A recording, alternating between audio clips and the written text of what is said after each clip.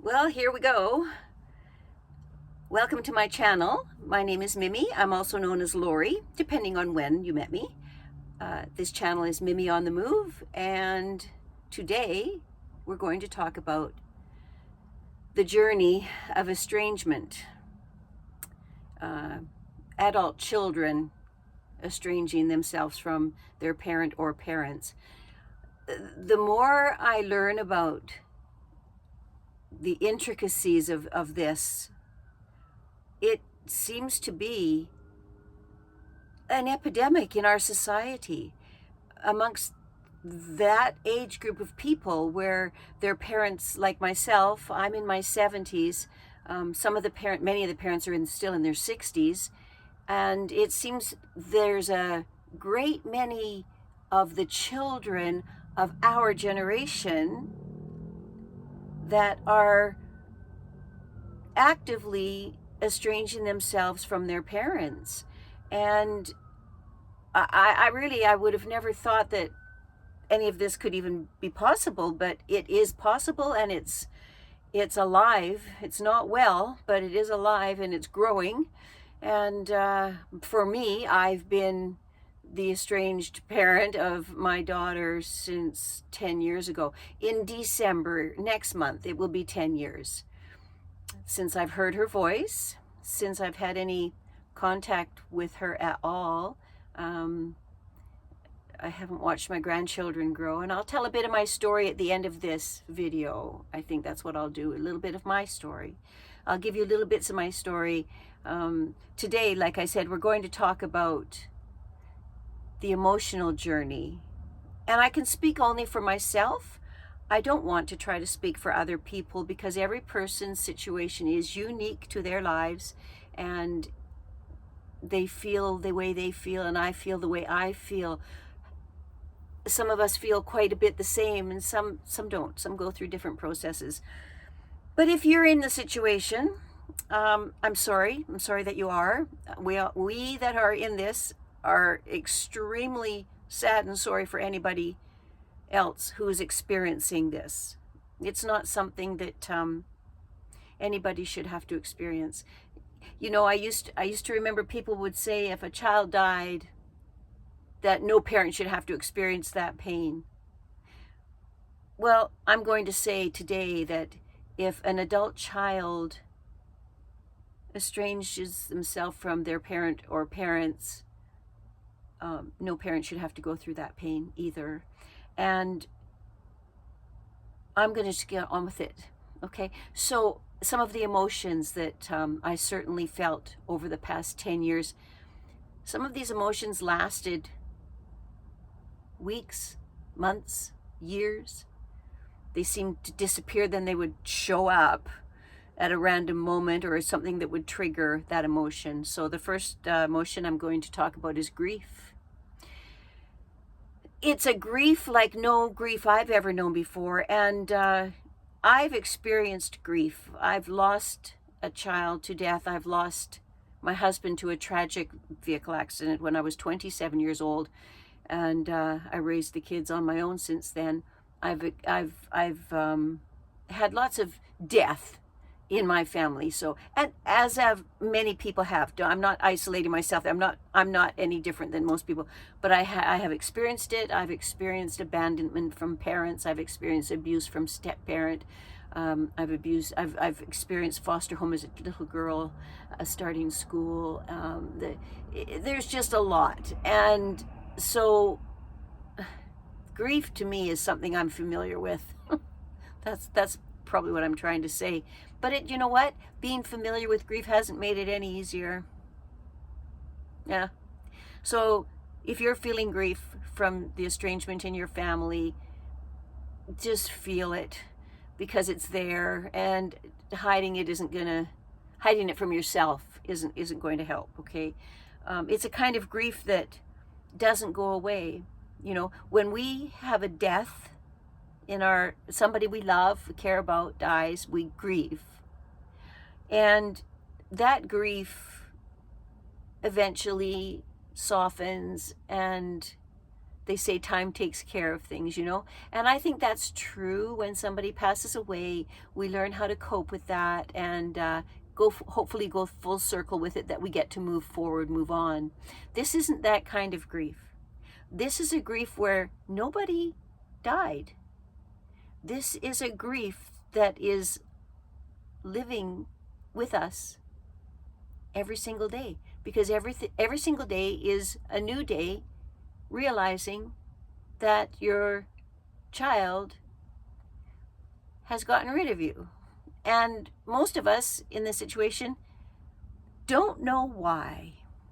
So that makes it hard, but we'll get to that part later. So the grief, it's a never-ending grief. Nobody died, and yet the grief is very real. Okay, so at least give yourself that. Know that if you're grieving, it's real grief. Another emotion that I went through in the early years, guilt. So that first year especially, I tried to replay every moment I could remember in my daughter's life. I wrote them down. I sifted and I sorted, and I came up with every memory I could possibly come up with that might have explained why she abandoned me as an adult. And I couldn't find anything that explained it, that would have brought it on. As I said, at the end of this, I'm going to into my situation a little bit and explain what I did learn about those memories and how, you know, they might have been detrimental to our relationship in moments, but I think that's normal in all families. But I'm going to go into that in a minute. But right now, guilt. So that first year for me, the guilt, it was just like, what have I done? What on earth have I done? By the way, up until my daughter's marriage, we were joined at the hip. Anybody that knows our history knows we were joined at the hip. So I'm getting off track. I'm supposed to bring this up later. I'm so sorry. Guilt is when I spent all that time reflecting on past moments and trying to locate the crime, my crimes that would have led to the estrangement. Okay. So that's grief that I felt. Then I went through guilt. And that led to a lot of confusion for me. Feelings of anger, especially for you anyways, and for anybody else. The anger can come when you are very confused, and if you know the reason why your estranged child got rid of you, if it doesn't seem justified, or if it's unclear, that can bring on anger as well. There's a lot of things that bring on anger. All right, so the confusion can lead to those feelings of anger because you're not understanding what is going on. And that confusion, it doesn't go away either. All right. The only thing that, for me, subsided quite a bit was the guilt factor, because I really dissected every minute I could find in our life together, and I didn't come up with enough. So grief, I felt grief, I felt guilt, I felt confusion. Now, all of those three things led me to feel something even more difficult to navigate, and that was, those three feelings led me to feel shame. Not the kind of shame of being a parent. I was always actually very proud. I don't know if you can relate to this or not, but as a single parent, raising my children, getting one through college, getting the other one through university, getting one married, the other one never did, I was always proud of myself. I'm laughing now because, was I delusional? I was actually really proud of myself. I'm proud of myself. I don't know. I thought I did a good job. I thought my daughter was the most wonderful person that walked this earth. And yeah, she was on a pedestal. There's no doubt about that. But anyways, those feelings of grief, guilt, and confusion and what you're living with the estrangement can often lead to feelings of societal shame. not the shame of being a parent, the shame that people have now heard the gossip. The daughter got rid of the mother. Oh my gosh, what could have ever happened? Oh, mother must have done something really awful. That daughter must have gone off the deep end. There's judgments on both sides. The thing is it is a feeling of societal shame, and when there is societal shame, when you feel shame from the world around you, because they don't know your story, they weren't living there, those that were in your life were probably wondering what the heck happened there, because they were in your life, involved, and they know from the outside, they know, what you know. And they were probably very surprised, in my case, very surprised that my daughter got rid of me as she did. But the societal shame leads to worse things. And I've been in all of these things, by the way. I'm speaking from my experiences, and I hope that none of this has ever happened to you. And if it has, well, I'm on your team. I'm there with you, and you're probably there with me. The societal shame leads to you or me, and it led to me isolating myself from other family members and friends, isolating myself from activities I used to enjoy. That pulling away from people tends to bring about a misunderstanding from those people looking at me, like, why is she pulling away from us? Why don't we see her anymore? What and so the societal shame is a big one, because you can't be telling your story to everybody. To be honest with you, people don't want to know it. If you're here and listening to this, it's because you do want to know. You want to learn something. You want to benefit from what I'm talking about, or maybe you can help somebody who's in this situation by listening to my story. I don't know. I hope so. I really do. So what I'm going to go back now into a little bit of my story, because I don't want to make this video too long. My daughter was a rhythmic gymnast with Lori Fung's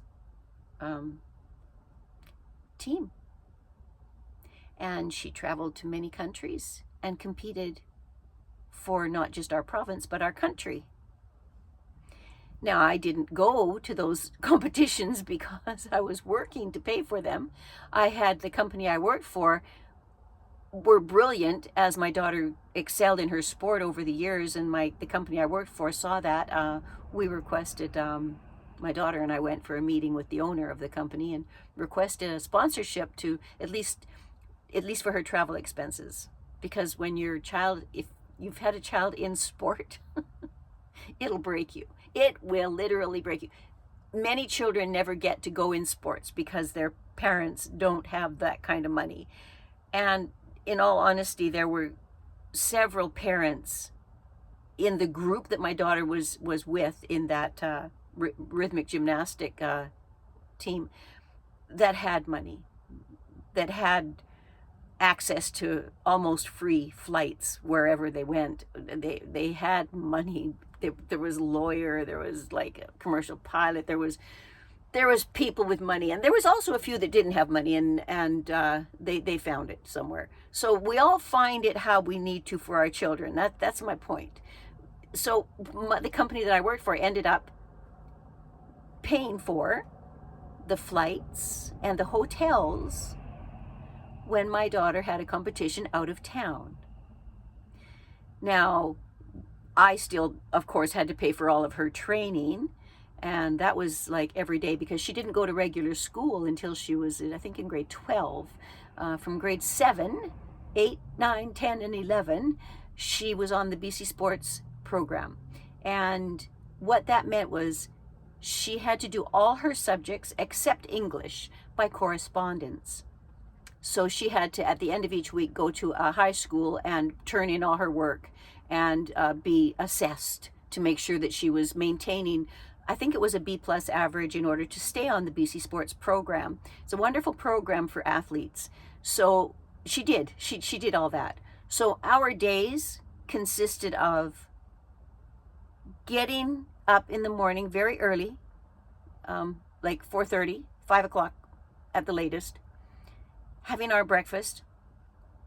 Most times she had to take a city bus out to the university, UBC, University of British Columbia, for her training, where she spent all day training until about 2 o'clock or 1:30 or something. Then I had to get her to the school. So that's when I took a shift at work where I could work from 6 a.m. until, I can't remember if it was 1 or 2. I actually don't remember. But I took a shift that would make it so that I couldn't get her to the gym, but I could pick her up. So that's what I did. And then she went into the school each day for her English class. That was the one subject they don't let you do away from the school. I don't know why. So then we would get home, and then she would do her correspondence, right? And I'd be making dinner, and she'd get everything done that she needed to, have her bath and all of that sort of stuff, and we'd get ready for bed. We rented a place in the city because I had to give up, well, that's another story. My dance studio I had on the island, I had to give it up to go to Vancouver so she could train. But so we were living in just a bedroom in a house, and we had a kitchen in a front room and a bathroom, right? That's what we had. And we had our cat with us too. So we had several different places in Vancouver in the city because it was very expensive. It was very difficult to maintain all the costs of her training and all the rent expenses, and plus working full time. And then my son was left behind in college in Nanaimo during that time. So that's my story. I mean, that's what we did. That was her entire life, right? That was her life from when she was 9 or 10 years old, right until she was graduated.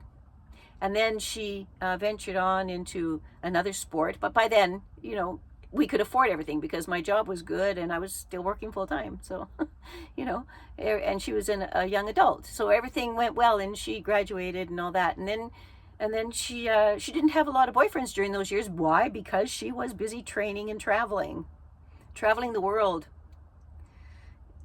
Yeah, she did. She had, it was okay. It was okay. And that was her dream. That's all she said she wanted to do in those years.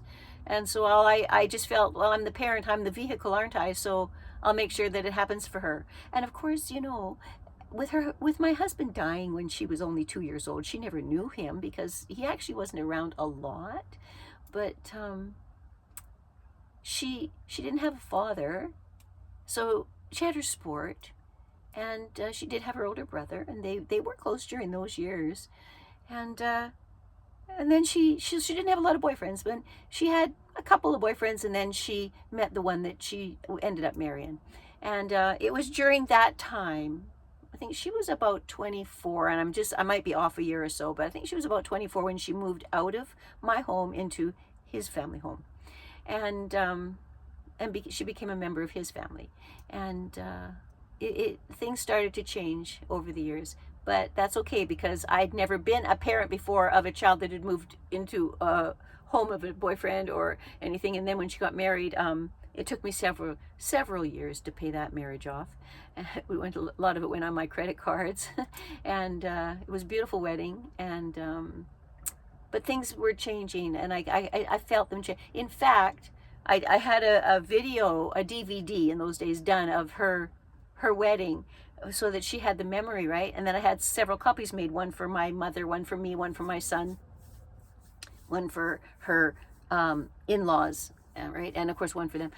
I had to get rid of mine, and I'll tell you why. Well, first of all, her husband that she married into a Chinese family, and so they were very, very close, and the son was definitely I'm going to say, the pride and joy of his family. And so he was very important. He was on a pedestal with his family, as my daughter was on a pedestal with mine. I think that's safe to say. Oh, darn it. What was I going to say? Age. I get old and then I forget what I'm going to say. Oh, yes, the DVD. So I realized that the young man that my daughter married, he did no speech to the parent of the bride. His wife. I've never seen that happen. In all the years I've been to weddings, I've never seen every person from the head table that was going to give a speech. That happened. Every single person gave a beautiful speech, except the groom. he did not acknowledge that she had a mother.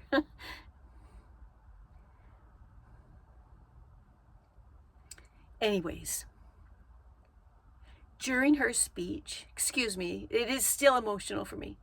During her speech, and hers was a long one, she said these exact words: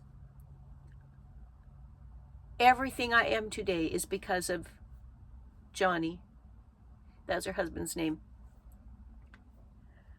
Whoa, like, how do you,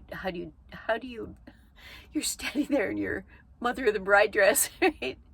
And all your family and friends are there, and that's what your daughter says. So things were changing then. But we moved on, and after a couple of years, I guess, they had their first baby a little bit early, but everything turned out just fine. And I became the secondary caregiver for the next 5 years. It was the best 5 years, I think. I spent all my young adult life growing up with my children, taking care of my children. So this new role of mine, oh, excuse me, just one moment.